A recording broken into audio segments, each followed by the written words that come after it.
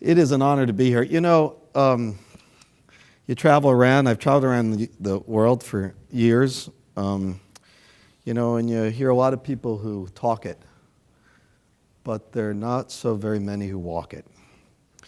And this Ruderman crowd, they do walk it. I just want to really give it up for this Ruderman. It's a thing of joy. I met Jay a couple months ago, and we hung around together, and we got into a discussion about what one family can do, what individuals can do to change this world that needs so much of our care, that needs leaders to say, I can, and I will. I'll live a bigger life. That's kind of what they do. Of course, I love the idea of inclusion, too. I'm going to sort of go through a kind of a confessional here. This is going to be like Oprah. We're going to hug and cry. I'll go up the aisle. Bare myself. I've lived a life in public for 25 years now, writing books at the Wall Street Journal, New York Times, trying to write stories, seek stories that will change people's view of who they are and their place in the world. Wrestled with presidents, sometimes for better, sometimes for worse, depending on which one. He and I get along, and the other one, W. That's still a problem. Understand your concern. I know, I do them all. It's a real problem. My wife won't let me do them in the house anymore, just so you know. But I was raised under a kind of motivational methodology that, of course, is very familiar to the Jews. I'm a Jew. But, really? You're surprised? But, of course, it's common as a kind of American methodology. I hear that very nice introduction from Michael, who's a world beater, and I hear a little voice in my head, and still a disappointment to his mother. This is kind of a thing. She said it in not so many words, but pretty close. When I'm small, and she says, she's from Brooklyn, I won't love you any less if you're not a success. I just won't mention your name to other people. That's all. I just want to tell you that. And we know this is true.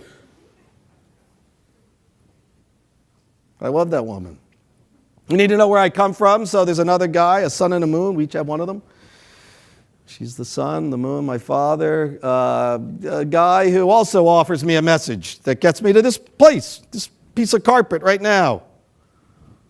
Guy, hail fellow well met, lots of talents, wasn't sure what he wanted to do, becomes an insurance agent, a life insurance man, a kind of death accountant, an expert in death, because he's got to deliver death benefit checks to widows.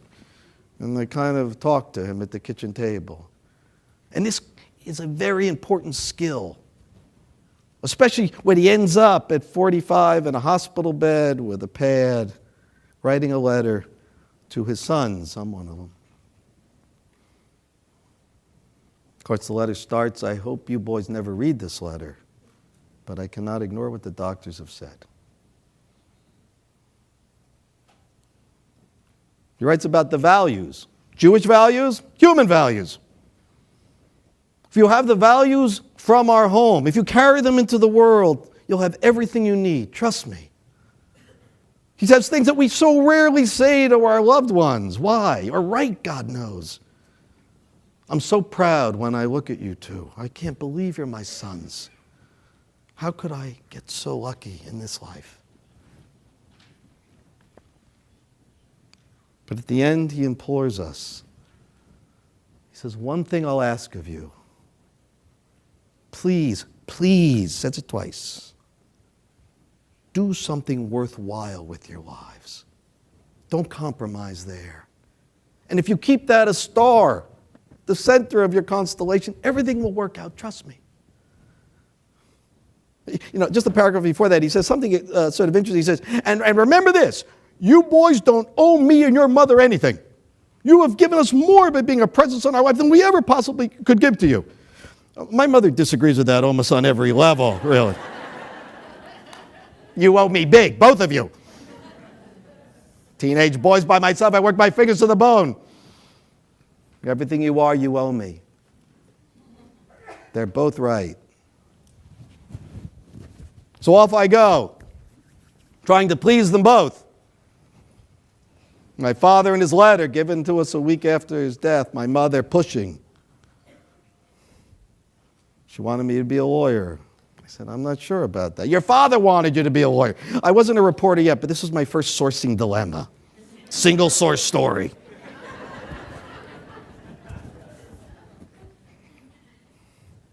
It's funny, when you win a Pulitzer Prize, they have a little kind of ceremony where they fly your family up for it, for the ceremony. And so they flew my mother up from Florida. She was living at a place called the Polo Club in Boca, after the long line of great Jewish polo stars. I think about my grandfather, comes in from Russia. What would he make of this? First off, you need a horse. Who is a horse? And what do I do with that mallet?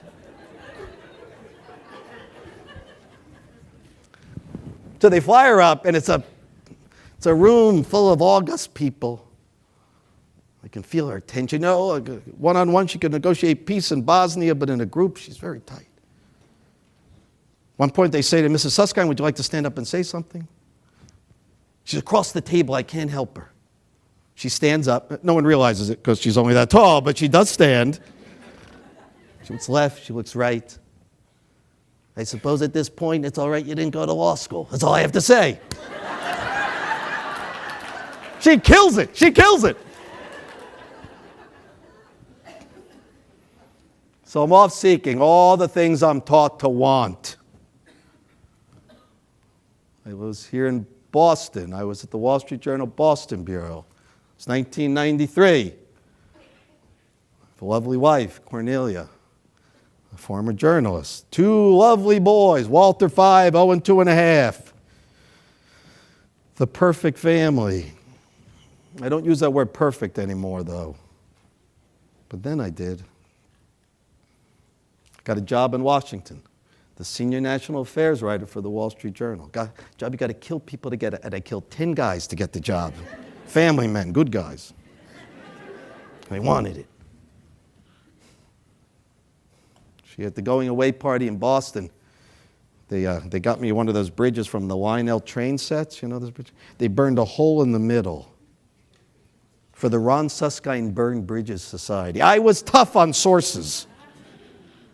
Their worst day was often the day I called. I was after truth. I liked to oppose authority. I felt that was the way to do it.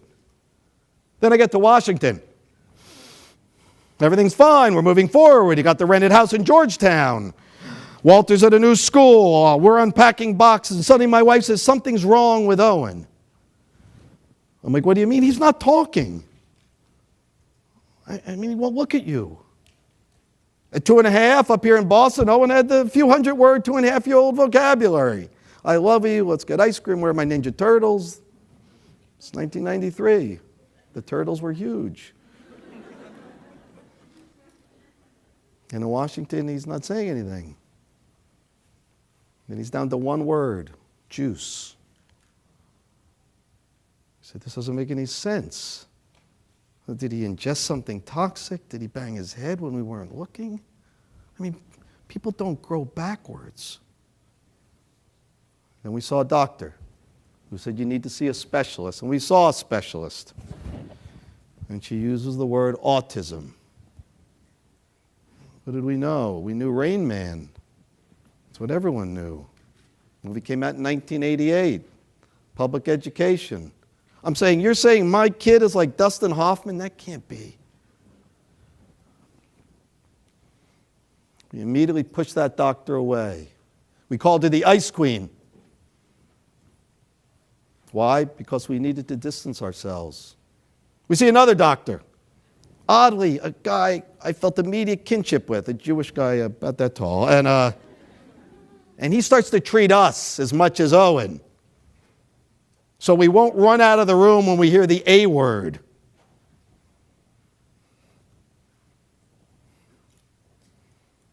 He says, look, this is a regression. Later it would be called regressive autism. It's about a third to a quarter of all the cases. Now, 1 in 68 kids, 1 in every 42 boys.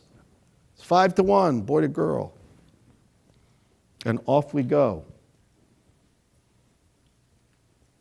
We're in a daze. And what's to call it? We couldn't think of the future. That's what happens. You change. You know, it's funny, the things you carry around about your kids.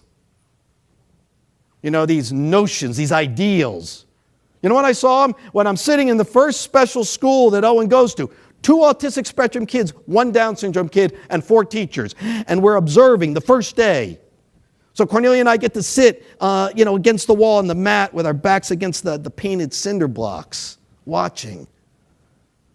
The Downs kid is pretty on task. The 2 autistic kids moving. Silent, no speech. And I'm thinking of all I'm carrying around. 2 sons, so I figured 2 Nobel Prize winners after both win their Olympic medals. And could you have brothers as presidents? This is long before the Bushes. How big is that pile, these things you carry? Don't even see them often, they're invisible. Well, I had to pull them out one at a time and smash them in the corner. The pile it's high. As I'm doing this, feeling bad for myself, all of a sudden I look up and the Down syndrome kid's looking at me. Because I'm sitting, he's standing, and he looks at me, and he looks at Cornelia. I know nothing at this point. I don't know all the things that Senator Harkin just talked about the emotional acuity of so many of the Downs people I know now as friends. He's looking at Cornelia, he's looking at me saying, they're 2 miserable grown-ups against the wall. And then he puts his arms around my neck and he says, I love you, and hugs me. I don't even know if he hugged Cornelia. I'm upside down at this point. My education is beginning. And off we go. Now, the one thing Owen likes to do before and after the onset of the autism is what all the kids love to do in this period. The Disney animated movies. I know. Disney. Anyone here ever see the movie The Little Mermaid? Let's see a show of hands. Come on. Every single person. Right. This is all Owen likes to do, watch that movie. So every time he's at home, which is not that often, Cornelia is rushing to speech therapists, OT, language, psychology, everything under the sun. When he's home, he's upstairs in the room. His motor function has gone to hell. He's back to a sippy cup. He was to the big boy cup a year before. One exception, his thumb on the rewind button. He rewinds. So we're up to the only thing we can do as a family anymore. Watch The Little Mermaid. Owen's been murmuring a little gibberish last couple months, and we're like, I don't know, it sounds, that's good. He's saying juice servos, juice servos, juice servos. We think he wants more juice. Cornelia gives him the sippy cup. He knocks it over. He's watching a scene, you know the scene, where Ariel has to make her deal with the sea witch. Okay? You know Ariel, she's a selfish girl. She wants what she wants, her man. She'll do anything to get her man. She works at Goldman Sachs now. She's doing fine. She's good. 3rd marriage, but happy. Didn't work out with Eric. Just didn't work out. The whole Prince thing kind of faded. And so there she is. The sea witch says, you want your man? You'll have to become human. Let's make a trade. It won't cost much. A trifle, really. Just your voice. Owen rewinds. Cornelia and I are chatting. Walter's like, Owen, just watch the movie. 2nd rewind. 3rd rewind. All of a sudden, Cornelia grabs me. It's not juice. What? It's not juice. It's just. I grab him. Just your voice. And he looks at me for the first time in a year and says, juice servos, juice servos, juice servos. We called that our Helen Keller moment. Water. We go to our doctor, Alan Rosenblatt. He's like, oh, sit down. Let me talk to you. You're not going to like this. We call this echolalia. I'm like, oh, I don't like that word. He's like, yeah. echo like a parrot. Our senses, they don't know what they're saying. It's scripting. It's just noise. So back we go. Years pass of this new life. Cornelia says, look, it's simple. I have my job for the rest of my life with Owen. Your job is to make more money than any reporter in the history of newspapers, so go.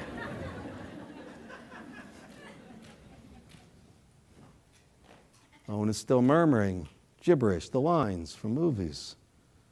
He's 6.5, almost 7. He's up to a 3-word sentence. That's what's spending about $40,000 a year. Everything under the sun.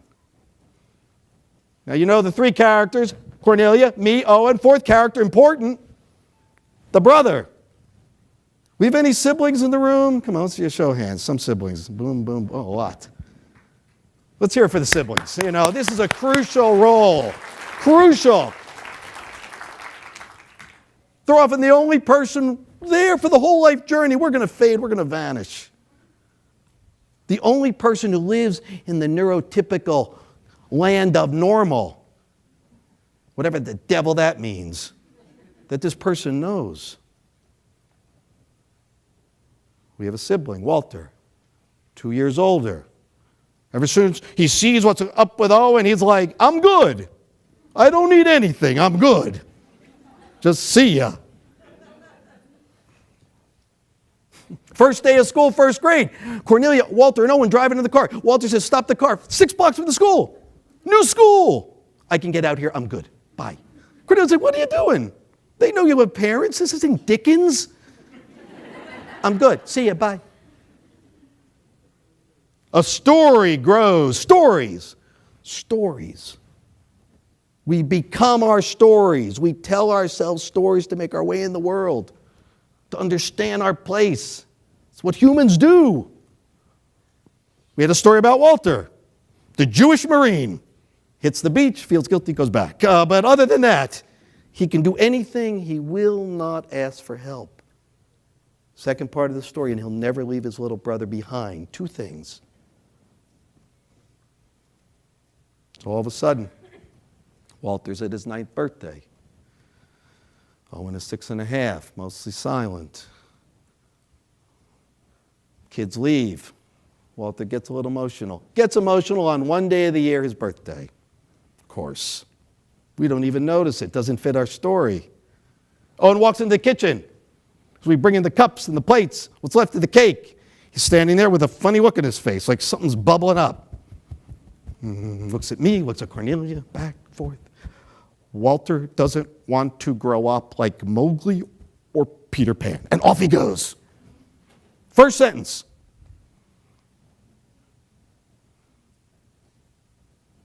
Cornelia starts to cry. He's in there. He's in there. We spend 4 hours talking nonstop. She's like, we got to find a way back in. And you know, I'm tired. You know, I don't sleep anymore. He's up all night. I'm running round the clock. I'm going to go to sleep, and your job is to find a way in. Should we have some married couples in the room? This is where she's saying, no, you lift the back of the Volkswagen, bud. So I go up to the room. Owen's up in the bed, looking at a book, Disney book, pictures. He can't read, of course, but he loves the pictures. It's up on the landing. See, on the carpeting, there's a parrot. It's a puppet he loves, Yago. You know Yago? The evil sidekick to the villain Jafar in Aladdin. He loves this character.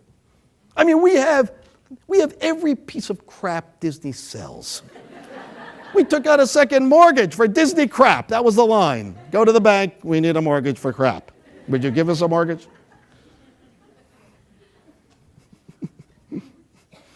I grabbed the puppet. The $98 plush toy, by the way. I remember. It's right up to your elbow. Put it on my arm. Okay, what do I do?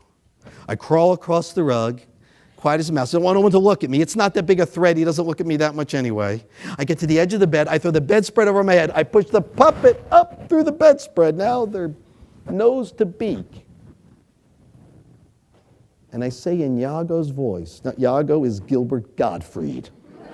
It's an easy voice. Anyone can do him. It's like a busted Cuisinart. It's easy. I say, Owen, how does it feel to be you? And he turns to the puppet like he's bumping into an old friend. And he says, not good. I'm lonely and I have no friends. I'm under the bedspread and I bite down hard. Just stay in character. What would Yago say next? When did you and I become such good friends?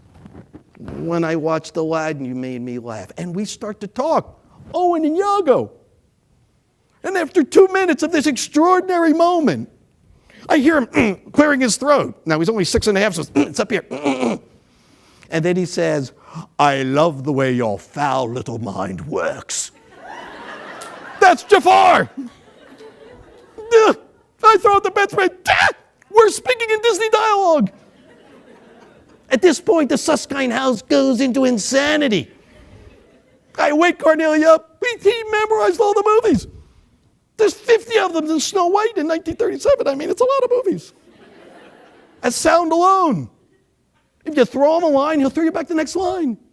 And then you, and then him, and you and him. Now, he's going to outrun you in a minute. He's got them all in there. So the next night we start what we call the basement sessions. We go down to the basement. He's very much into Jungle Book. And we have it up on the screen because, look, you got to keep up. So we play a scene and we do it.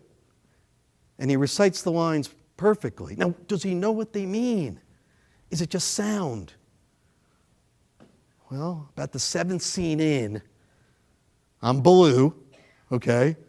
That kind of works other than the height thing. Cornelia's Bagheera, the protective panther. That works too.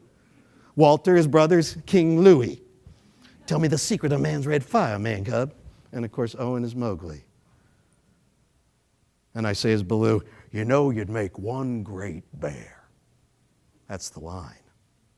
And he says, you think so, Papa Bear? That's the other line. And then he hugs me. And I'm not sure if it's Mowgli and Baloo or me and Owen. And of course, Cornelia says, it doesn't matter. And that's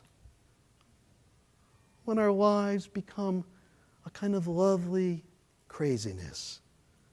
We live double lives. By day, we go about what people see.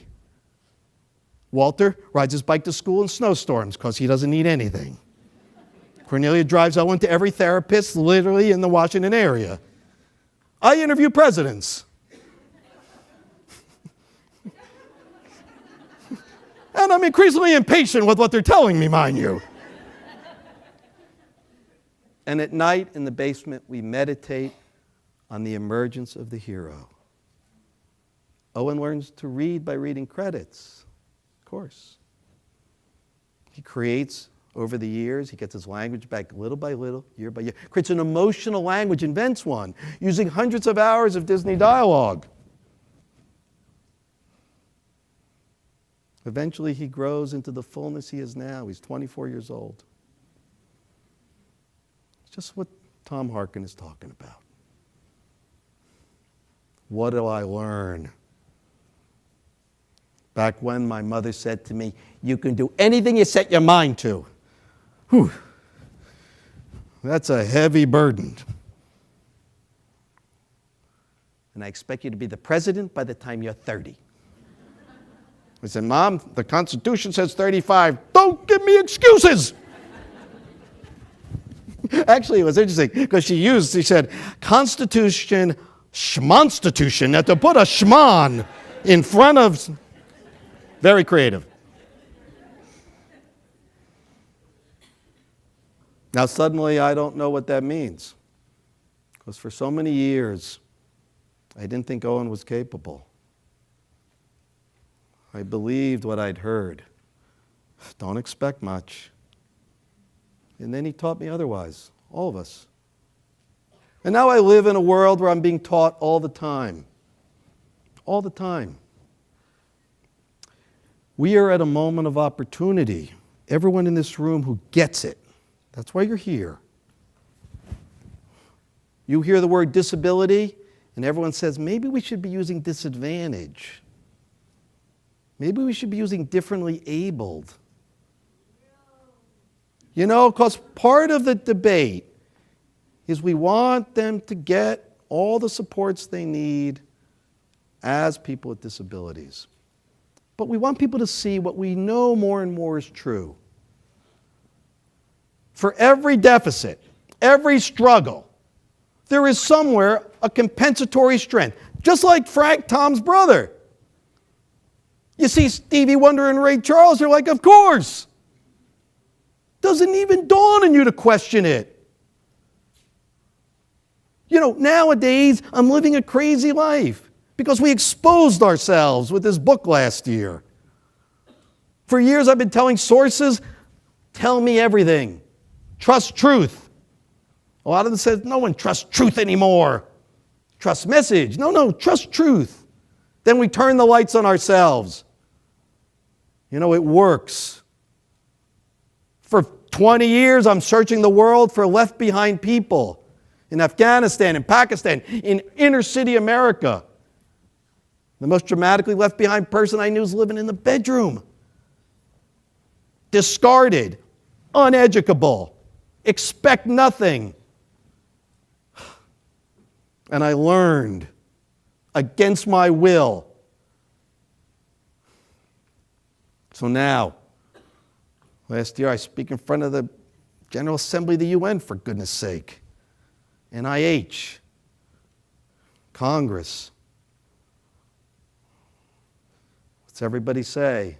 A reversal of the telescope. It's just what we know. Friends of mine in neuroscience, they say if you want to understand neuroplasticity, look at your son. The brain shapes itself. It's not what we thought when we were young. We thought this thing was static. Until they removed half of someone's brain and the remaining half did what both halves used to do, by and large. The brain's rewiring itself every day.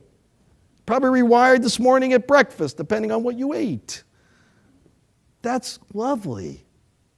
Because for every deficit, somewhere there's a compensatory strength neurologically. That's what the evidence shows. It's not a mystery. What are those neural pathways? Find them. And you find this compensatory muscle that ends up being the career, that ends up being the thing where they're above you and me. A buddy of mine at Harvard, Howard Gardner, 30 years ago, writes about multiple intelligence. And you know Howard, he's all over the place. Great guy. All we focus on is analytical intelligence. It's the only thing we can measure. What about all the rest of it? Emotional intelligence, visual spatial, placement in nature, picking up details that we might miss, focus, reliability, appreciation. Try to measure that. Of course, it's impossible. It's like catching sunlight in mason jars. But all we care about are the yardsticks that work, where we can compare each other to each other and give transactional rewards at the end. That's our failing. We're leaving out the best stuff. If I were king for a day, I'd say I want people to measure the full array of human capacity. The yardsticks are going to be modest. They're going to only tell us so much, but at least there'd be a yardstick to say, my son with a 73 IQ, measurable, and putting that tag on his arm, there should be a law against that. He does certain things 4 times better than me. But people say, give him a broom. Be happy. Go. But we're at a place now where rooms like this are beginning to change injustice, and I use that word advisedly, injustice like that. Tzedek. It's from Deuteronomy. Justice, justice, this you must pursue. Tzedek, tzedek tirdof. This is an issue of justice. This is the civil rights movement of this era. 1 in 5 individuals are so-called neurodivergent. And as Tom says, and Jim says, 80% of them are in the discard pile. Sorry. We are less because that is the blind spot that we will not recognize. We're helping people see it. That's where we go from here. I gave a speech in Tel Aviv recently. Guy comes up to me. He's like, "We love your last book." I said, "Really? Who are you?" "I know people you know." He's from Israeli intelligence. Yeah, I wrote a book called The 1% Doctrine, 2006, about the war on terror. They were all in there. I said, yeah, nice to meet you too. "No, the last book about your son." "Oh, I thought the terrorism book." No, the one you just wrote." "Really?" "Yeah. We have a whole group of autistic spectrum young adults. And they see patterns in the data that we cannot see. They're our secret weapon. So let them watch videos. Who cares?" I love that story. Those are the stories that will change us. The stories that we in rooms like this need to tell every chance we get. You tell stories like that, people start to follow. It's no different than it was in the Savannah 10,000 years ago. We pass on our essence through story around the fire. Tell the story. Press for the legislation that makes it law. And tap, crucial, tap enlightened self-interest. It's the only thing that makes the world turn. Just like the guy who hired Frank's brother. "I want 10 of them." You bet. That's what we're doing here tonight. That's what we'll do here tomorrow. Figure out how to frame that story and to tell it. Figure out how to support it with data, because there's plenty of it out there. Figure out how to hold people's feet to the fire. I've been in Washington for 20 years, talking to everyone up and down the ranks. Of course I'm frustrated. Look who I come home to every night. Let me just finish with Owen's words. The end of Life Animated. Owen writes his own story. I think it's been working in his head for years. Working because of the hard life he's faced. He's 11, he's thrown out of school. He sees what the world sees of him. We hoped he wouldn't notice, but he does. He goes to the basement, starts to draw with a ferocity that was odd. All of a sudden we look at the pictures, they're like a Disney animator drew them. Hyper-focus. Looks at a picture, draws it exactly. I pick up the first pad. 100 sidekicks. No heroes. Of course. I'm not a hero. Just got thrown out of a school. There's nowhere to go. Sidekick. 2 things he writes at the end. I am the protector of the sidekicks. And the last thing he writes in a scrawl, misspelled words, who cares? No sidekick gets left behind.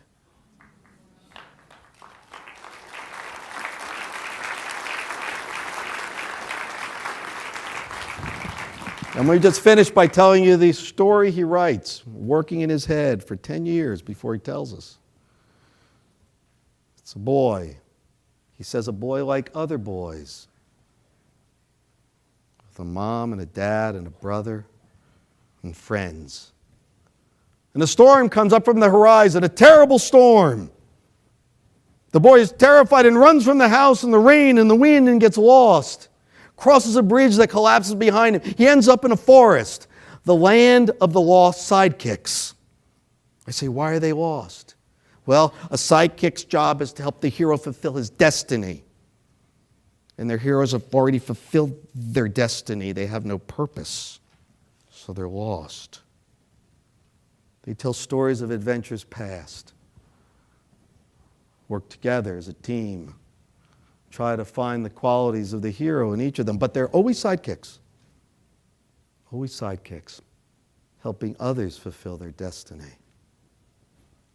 He says, but it's complicated, Dad, because there are villains in the forest, real villains, and they'll have to face them without heroes.